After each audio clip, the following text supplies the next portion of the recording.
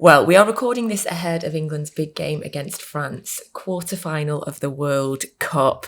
It makes your stomach jump just sort of saying and thinking about it.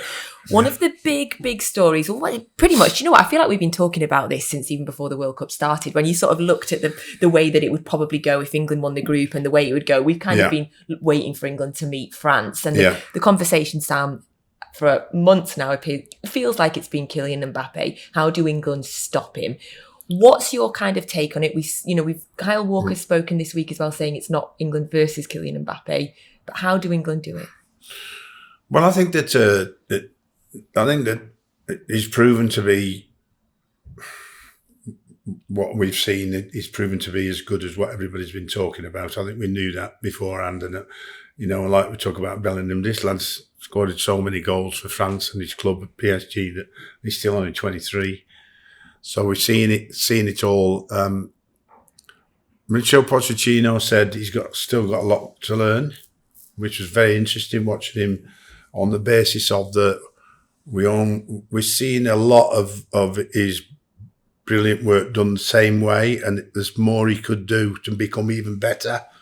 Whether he's actually getting coached to do that or not, no, because we don't know that. But I get what he was saying, but what he's doing at the moment is still such a big threat. Who can stop him? So it's simple for me. Kyle, you'll be man of the match if you stop him, in my opinion. Forget what everybody says, what the press say. Yeah. England could win. Somebody could score a great goal, but Kylian Mbappe stopped. He's stopping the biggest threat France have got. Have you got the patience, the concentration, because that's all what's going to be needed, because you're not going to be involved in the game that much. So it's a sacrifice, and we don't talk about, back in the old days where, other managers, particularly Italians, would give a player a sacrifice to mark that man out of the game, and they would be probably the best at it for a long time. And we don't do it normally, so it's a particularly question just to say, it's not about you getting involved in the ball. It's not about you getting forward or creating. It's about you stopping Mbappe. And then it's about somebody else realising the situation, because he's going to need a 2-on-1 sometimes. Yeah. You can't just leave him 1-on-1, you know what I mean? So that's that area. And there's many other players in France who are going to cause England problems. But at the moment, none as big a threat as he is. So that's very important. You being a football manager, Sam, and you would know now, I've got my opinion on it, but you would understand, by you doing a man-to-man marking job, he gets dragged out of place. We've got a huge slot in behind him at left back, and then that also then drags the other centre back over more. You're creating gaps all over the pitch. Well, no, because you got. If you're going to play, I still think you should play the three midfield players, because I still think that that them three have done brilliantly. Together, Henderson, Rice, and Bellingham. So one of them drops in the space. It's just a question of if he starts going all the way up there, then if the midfield three are there together and you go to see it, and that's you fill that space, especially if it's coming down that side, and then you become the fullback, if you like. I mean, rotation. You see, you talk about rotation in attacking. Yeah. Well, rotation is the same in defending. The right fullback's right up there, okay. Right, and I would be on the training ground and going, right, why, this will be the right-sided player, why have you let our right back sprint all the way past you to get back to right back when you could have just gone there, he could have just gone here, and he'd have saved that much energy running back there, and you could have then changed over when it's settled and ready. So it's about responsibility in and out of possession. Intelligence. It just worries me when we say we just man mark him. He's going to drift. He might even go over to the left side. We saw that when City played PSG. And if he changes, and then you've also got to think of the threat of Antonio Griezmann, who's played, I think it's 88 consecutive games for France on the run. Something stupid like that he's played. Now, he's obviously a big danger man for him to play so many consecutive games. And then you've got Giroud, who's deadly. He might not be the quickest, but when he gets a chance, he slots. And that's the big thing. So for me, I just feel we set up not to lose. And I want to see us set up to win. I mean, people won't like this, but I go with Trent Alexander-Arnold and I want to get at them. Oh, okay, hold on. So would you play Trent instead of Walker, or are you going into a back five? I'm sick of hearing Trent Alexander-Arnold can't defend. The kid can obviously defend. You're not at Liverpool Football Club and winning Champions League trophies. If you can't defend, he can defend. Okay, I'm not saying he's a better defender than Kyle Walker, but what I will tell you is he'll create you 4 or 5 times the amount of chances. He's the only right back in the whole world of football right now who changes a game. He will win you a game. Whether he puts the ball on the step with a depth. Don't get me wrong, Kieran Trippier is absolutely quality with a set-piece specialist. He really is. But mark my words, there's not a person who delivers a ball into a box better than Trent Alexander-Arnold. So are you playing him above Walker? I'd like to fit him in the team somewhere. I don't know how, because I really like Kyle Walker, and I believe his pace is an issue, is a big issue against Kylian Mbappe. But mark my words, Mbappe, if he isn't having joy in the first 10 minutes against Kyle Walker, he will just move over to Luke Shaw, and Luke Shaw ain't keeping up with Kylian Mbappe. I'm sorry, he's getting absolutely legged. There's just no two ways about it, and that's what we'll do. So don't set your team up thinking about one man and being hard to beat and being rigid. Just set up to win. And if you want to win, you've got one of the best headers of a ball in the world in Harry Kane, a predator of a goal scorer. Give him service.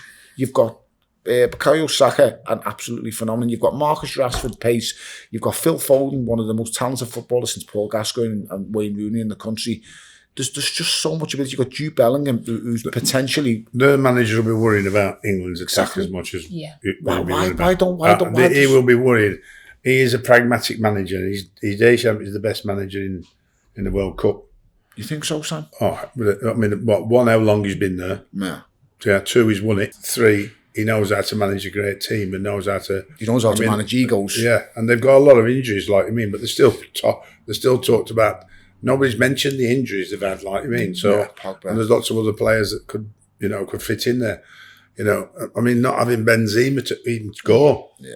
With the quality of that bite, like I mean, and then you got Giroud, who's won the, he's way past Thierry Henry in goals scored, and nobody talks about him being any good in England. But do you think we should set up something to win? I mean, I know you're... Well, he won't set up. He will set up to win, because the one who gets the clean sheet will win. Of course, but you've got to score a goal. But we've got enough players to score a goal. But have we got enough service to the front man? Because we're playing one up front, and I know you want to say it's 3 midfielders, but the midfield, Henderson was absolutely phenomenal coming into the team. Fair play to him. And I've not been his biggest fan over the years, but I've got to give credit where it's due. But I think them 3 can win it. You think so? Yeah. I mean, yeah. If you are, in my opinion, if you are, and this is not a fullback anymore. This is the reverse of what a fullback is. In the last 5 years, 6 years, 7 years, is you are not a defender. So they don't get coached to defend now. Fullbacks, but you've got the best defending fullback in the country. Doesn't play for Man United. Wan-Bissaka. His stats are a million miles better than anybody else. His quality going backwards. He tackles. He wins the ball back. Now you can't play football without the ball. Yeah. So how do you get the ball?